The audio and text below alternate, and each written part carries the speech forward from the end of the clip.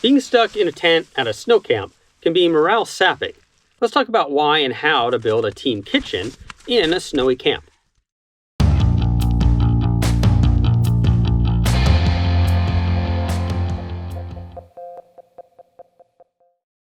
Hi there, I'm Jason. When I led an expedition to Denali, we were stuck in one camp for 3 consecutive days during a storm, and that isn't even that bad by Denali standards. But being stuck in a low-ceiling tent for 48, 72, or even more hours can really be hard on morale. But we can do some things to help get us out of the tent, even if just for a little while. A while ago, we did a video about making snow walls, and besides adding wind protection to our camp, the process of building them can get us out and moving around. We have a link in the description for that video. But there are also benefits to building a snow kitchen. This is something I will often do if I'm going to be camping in one place for any appreciable length of time. I find that providing a semi-permanent place for the team to meet up can be great for keeping the stoke high. That is really easy to do if we have a guide service or outfitter making camps for us, but I also have a preferred option when making my own. Using a pyramid tent and the avalanche shovel we likely already have with us allows us to make a kitchen that also allows us to stand upright and move around while protecting us from the weather. A pyramid kitchen with an island table starts with knowing the dimensions of our tent. My Hyperlight Mountain Gear Ultimate 4 is about 3 meters by 3 meters. I start by trampling the snow in a dimension that is larger than my tent, letting the snow compact and refreeze a bit.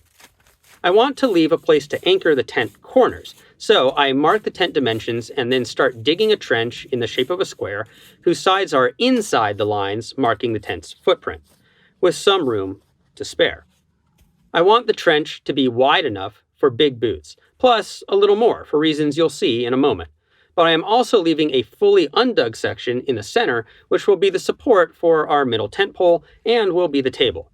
I want to dig down about 2/3 of a meter or so for this initial trench. Where I want to put the door of the tent, I also want to have steps so that people aren't negotiating a deep pit when they enter or exit. So at one side of my square trench, I am not going to dig as deep, leaving a landing or step. I typically want that step or landing to be facing away from the prevailing wind because I want the tent door facing away from the prevailing wind.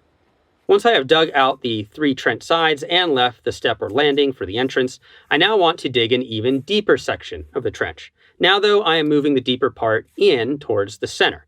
This will leave a raised section at the back, which will become a bench seat. The deeper section needs to still be wide enough for feet with winter boots. And besides making the bench, the deeper element will put the middle island at roughly counter height for ease of use and also leave enough space once the tent is up for people to stand fully upright without the tent sides being in the way. Of course, really tall people may want to dig even deeper. I can now fix the corners of the tent just like if I was pitching it per the norm. And for support in the center, I want to add some kind of material to distribute the force of the center pole so that the pole doesn't sink into the snow. Once we ensure everything is fitting in place correctly, we can tension the guy lines to add more stability to the pitch. Inside, adding flat surfaces for stoves and other materials can be done by carving snow or by using other items like shovel backs. And our foam rolls can add some insulation to the seats. Now we have a kitchen that can fit the team, allow us to stand, and in which we can cook somewhat comfortably, even in bad weather. What are some other things that you may focus on to keep morale high in the backcountry? Let us know in the comments.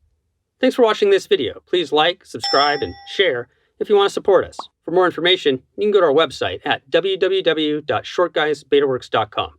You can watch that video I mentioned about building snow walls in our camp, or maybe check out our entire winter series.